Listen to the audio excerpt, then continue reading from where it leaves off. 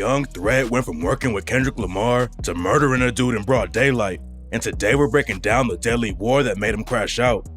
Young Threat popped off when Kendrick Lamar put him on his GNX album, but he's had one foot in the trenches and one foot in the booth for years. Working with Kendrick gave him a shot to get away from all the drama, but in January 2026, the news broke that Young Threat got picked up for murdering a dude named YCA 80 Bands back in October 2026. YCA 80 Bands repped the Main Street Mafia Crips, but he went into A. Hoover territory and got caught lacking at a weed shop. Young Threat reps the A. Hoovers, and rumors say he was getting back for one of his homies who got killed by the Main Streets.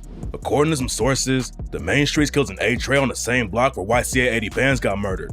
YCA 80 Bands was allegedly rolling through the A-Trey's hood to show he wasn't ducking the smoke, but the situation went left for him, and Young Threat allegedly got the location and killed him. Nobody on the outside really knew what was going down, but YCA 80 Bands getting killed like that started causing some tension in the Main Streets. According to some sources, the Main Streets from 98th weren't siding for YCA 80 Bands, and the Main Streets from 84th got pressed about it and started dissing them. Main Street has always been beefing with the A. Hoovers, and even the women from Main Street go sliding in Hoover territory. Back in 2023, a girl who allegedly repped Main Street popped out with 2 guns and killed a Hoover who was sitting in his whip at a gas station. Main Street and the A. Hoovers have been going back and forth for a while, but nobody expected Young Threat to crash out and catch a body with cameras everywhere. Now he's facing a murder charge and an attempted murder too, because he allegedly hit a second person who made it out alive. Young Threat is locked up without bail, but this isn't the first time he's faced some serious charges. Young Threat came up in the A. Hoovers, and his whole family was affiliated with the set. He never wanted to do anything but gangbang when he was growing up, and Young Threat was always going in and out of juvie. At first he was just getting locked up for small things, but then he caught a 2-year sentence right before he graduated high school. Young Threat was already active when he was a kid, but he stayed in school and was playing football at the same time. When he was a senior in high school, he knew that the cops were looking for him, so Young Threat went on the run, but would still go to school some days. Then one time he went to school, and the principal called him into the office, and that's when Young Threat realized that the principal set him up and called the cops. Young Threat had been kicking in doors and robbing houses with one of his homies, but his homie flipped, and Young Threat went down for 2 years. Young Threat came home and started dropping music in 2019. He was running up big numbers with tracks like Who Gon' Slide and Hit Different, and it looked like Young Threat was really about to pop off. He was still spending most of his time in the trenches though, and Young Threat's rap momentum got killed off when he got locked up again. Young Threat got booked for another robbery in the Inland Empire, and while he was in prison, he was losing homies to the trenches and falling off in the rap game. But while Young Threat was locked up, another A. Hoover criminal named Treyway 6K started dropping music and putting on for the set. Treyway had a reputation for crashing out in the ops, and on the track The Hoovers, he rapped about getting killed or ending up in prison and said, "It's Trey gang for the win. I'ma die young or sag it out in the pen. Big bro got 15 years when his life just began. Shoot it out, fuck the tears, bounce out and get your mans." Treyway was holding it down for the A. Hoovers while Young Threat was locked up. Then in 2021, Young Threat came home on parole and started linking up with Treyway 6K on tracks like Out on Bail. Young Threat already had 2 strikes against him, but he was still neck deep in the streets and taking shots at the ops when he raps. The ops steady dissing, niggas trying to get a mention. We was busting down the safe, we was flocking for the digits. My bro do anything just to get it. Run fades and tote pistols. We pull up with things, them niggas got issues. The A. Hoovers have beef all over the city and go to war with other Crip and Blood sets. And on the same track, Treyway said, "Police asking me, you wanna go with the Crips or the Bloods?" I tell them on the dead homies, yo ass giving me my own cell, cause I'm not cool with none of them niggas, on Hoover. The A. Hoovers allegedly rob a lot of rappers who go to LA without checking in, and Treyway's little brother's one of the dudes who killed Pop Smoke back in 2020.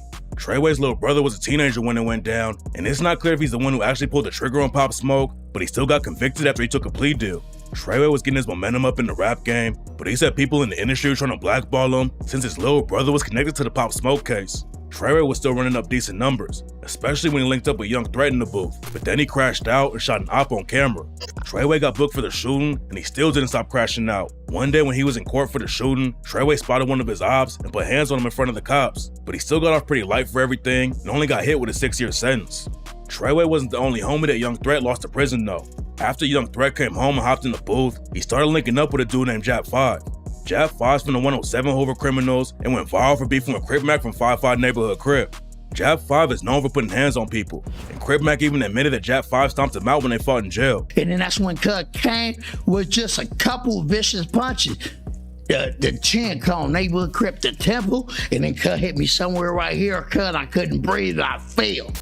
Jap 5 was putting in work in the booth too and wanted to make it out of the streets. But then he got booked again, and rumors were going around that Jap 5 caught a life sentence for murder. Some sources were saying that Jap 5 killed a dude named Shady Blue who repped the Rolling 60s, but that turned out to be cap. Jap 5 did get hit with 7 years for an attempted murder case though, and he's not up for parole till October 2026. While Young Threat's homies in the rap game were getting locked up, Young Threat was still rapping the whole time, but he wasn't really taking it seriously anymore. He was still chilling in the hood every day and wasn't trying to make it in the industry. But then everything changed when Kendrick Lamar tapped in with him. Kendrick put a lot of underground LA rappers on his GNX album, and Young Threat was all over the headlines after he hopped on the project and rapped, "I'm in the field for real, UCLA Bruins. They asking how I do it, how a young nigga so fluent. I kept my mouth closed and I ain't never leave no witness. DOA up on the scene, tell him Young Threat did it." That was the first time a lot of rap fans ever heard Young Threat, and he said that Kendrick tapping in made him really want to go hard in the booth. Getting on GNX put Young Threat in the spotlight, and he shouted Kendrick out on the track Dot and rapped, "Thought it was over, it's not. Thought I wasn't changed till I popped out with Dot." He tried to keep the momentum up after a track with Kendrick dropped, but when Young Threat came out with a new project in 2025, most of the tracks didn't even hit 10K on Spotify. Getting one big feature isn't gonna make you a star overnight, but a lot of people were still shocked at how hard Young Threat fell off.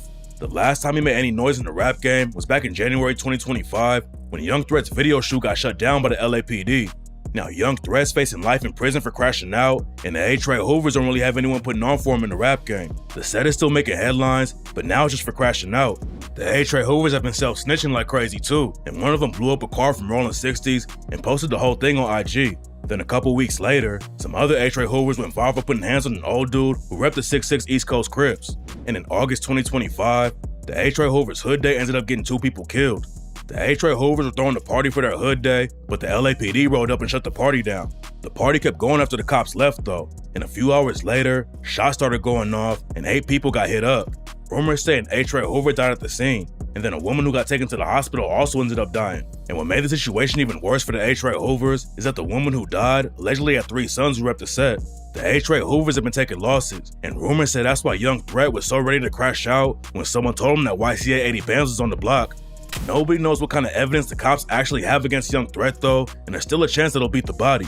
They're not gonna let him out on bail though, so hopefully he keeps his head down on the inside and doesn't spark up any drama that could hurt his case.